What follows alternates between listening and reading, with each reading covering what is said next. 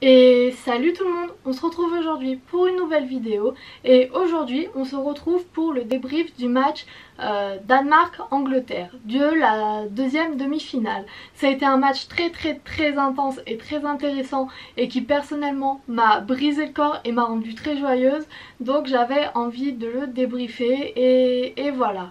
Comme d'habitude, si cette vidéo vous plaît, vous pouvez vous abonner, laisser un pouce bleu et quant à moi je vous retrouve juste après le générique.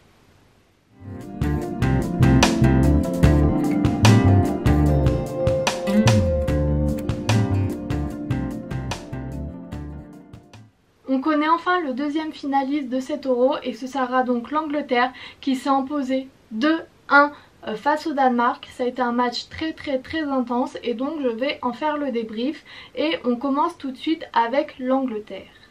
Alors l'Angleterre en termes de jeu collectif, c'est vrai que ça a été un match très compliqué pour eux parce que en première mi-temps ils ont complètement été dominés par le Danemark, que ce soit au milieu ou en attaque et même voire en défense. Ça a été très compliqué pour eux parce que au milieu, la bataille du milieu ils l'ont complètement perdue, ils étaient complètement submergés par le pressing et par l'intensité mise par les Danois. Au milieu c'était très compliqué de récupérer la balle, de gagner des duels, de conserver la balle.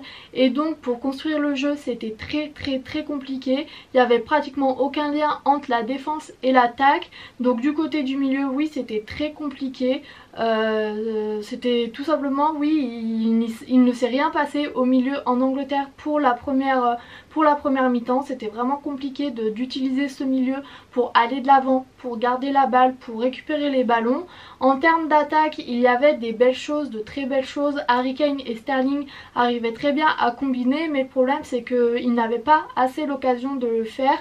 Pas assez de liens dans le reste du jeu, dans les autres secteurs, pas assez de combinaison avec le milieu, pas assez de construction de jeu, mais c'est un problème assez récurrent je trouve en Angleterre.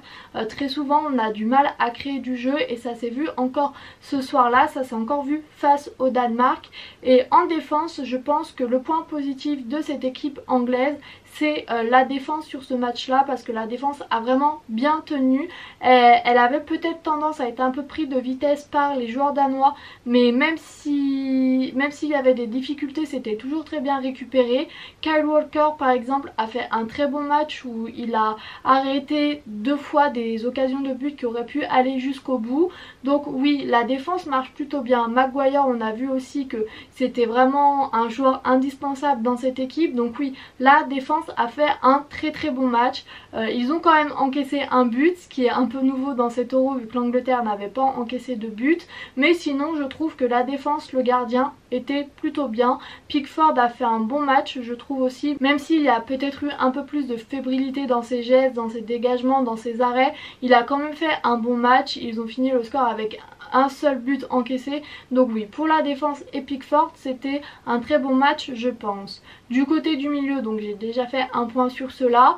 Le milieu a peut-être eu un peu plus de possibilités et un peu plus d'air lors de l'entrée de Grealish qui a fait beaucoup de bien.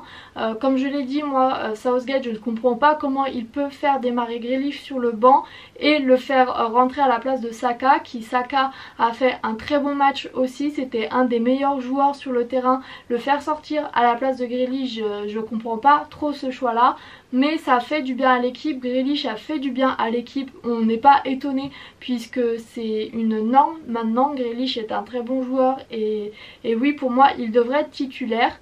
Et donc voilà, ça s'est un peu amélioré en deuxième période où le Danemark a mis moins d'intensité aussi dans son pressing et où grâce à l'entrée de Grealish le milieu de terrain a été un peu plus tenu et ça a permis à l'Angleterre de garder le match à 1-1 et de pas forcément encaisser plus de buts.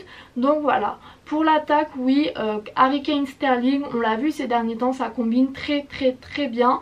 Donc de ce côté-là, il n'y a pas trop de surprises et il n'y a pas trop de choses à dire. Le but de l'Angleterre, le premier but de l'Angleterre, c'est un but contre son camp d'un défenseur danois, mais qui intervient à la suite d'une passe très belle de Harry Kane qui casse les lignes de la défense danoise. Donc voilà, c'est une attaque qui marche très bien. Le seul petit bémol que je mettrais, c'est que oui, Sterling a raté plusieurs occasions qui auraient pu sceller le score plus tôt. Harry Kane, c'est vrai qu'on l'a pas forcément beaucoup vu en attaque aussi, mais c'est pas forcément de leur faute à eux, on les a pas beaucoup vus tous les deux, mais comme je l'ai dit plus tôt, c'est pas forcément leur faute à eux parce qu'ils ne sont pas forcément très bien servis par le milieu non plus.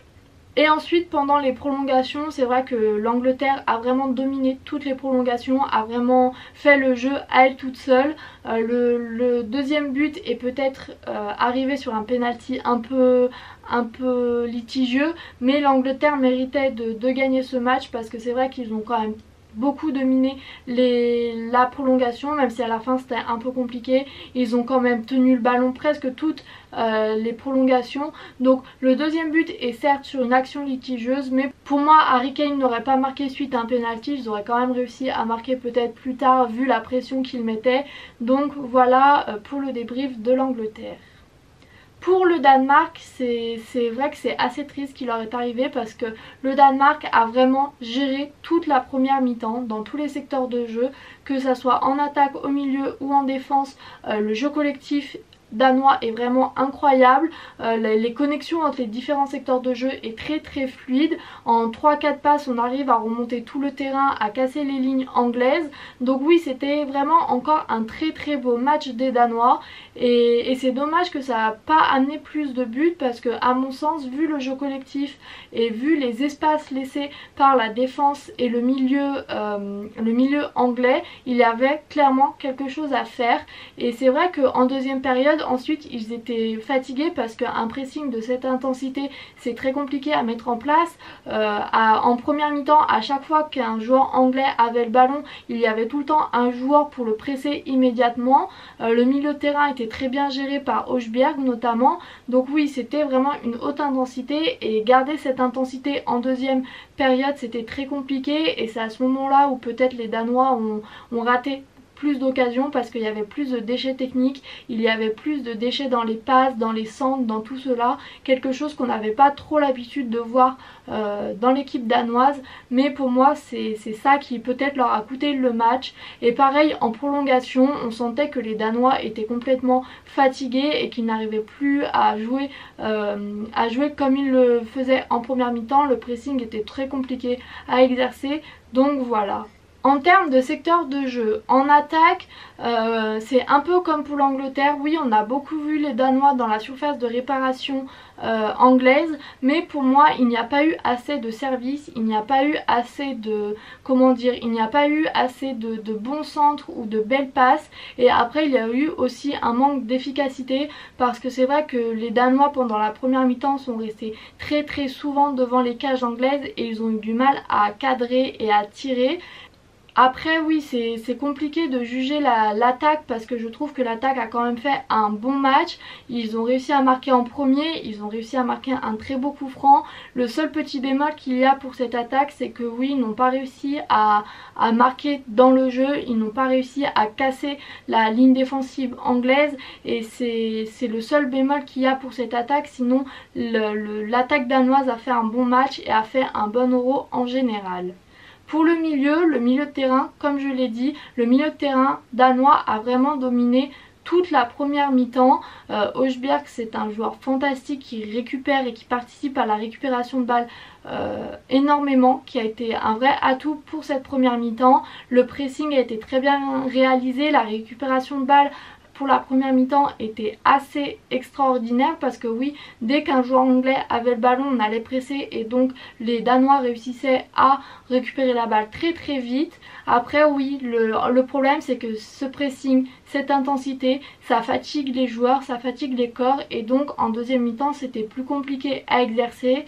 Et de même pour la défense, pendant la première mi-temps je la trouvais assez solide et au fur et à mesure du match, au fur et à mesure que le temps passait, la défense s'est de plus en plus montrée fragile et ça je pense que oui, c'est explicable par l'intensité mise dans le match. Au bout d'un moment, la saison a été longue, la compétition a été longue, les Danois sont fatigués et ça se voit de plus en plus tôt dans les matchs et je pense que c'est pour ça que ça a été très compliqué ce match là parce que l'Angleterre mine de rien jouait à une haute intensité aussi et il faudra noter les changements effectués par Southgate qui a attendu les prolongations pour les faire.